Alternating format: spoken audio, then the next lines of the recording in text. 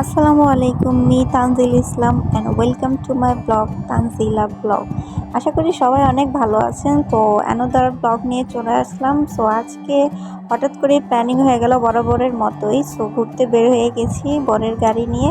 So সবাই আছে, আমার সাথে আছে আমার বোন, দুই বোন, তিন বোনই আছে, এখন পাশে দুই বোন আছে। ও ও আছে আর আরেকটা বোন আছে, আর এই যে আমার ছেলে ঘুমিয়ে গেছে। সো আজকে আমরা রওনা দিয়েছি মাওয়ার পথে। অনেক ভালো লাগছে যে হঠাৎ করে প্ল্যানিংগুলো খুব ভালো লাগে। গাড়িতে যেতে যেতে আমার ছোট বাবাটাও ঘুমিয়ে গেছে, দেখতে পাচ্ছেন। ওরা খুবই টায়ার্ড, ওরা গাড়িতে উঠলেই ঘুমিয়ে যায়। এর সাথে সাথে আমিও খুব বোরিং ফিল করছিলাম। তো আপনাদের ভাইয়াকে বারবার ডেকে ডেকে জিজ্ঞেস করছিলাম যে মাওয়া যেতে আর কতক্ষণ সময় লাগবে, কত দূর, এটা কোন রাস্তা, ওইটা কোন রাস্তা, ইত্যাদি অনেক কথাই জিজ্ঞেস করছিলাম, অনেক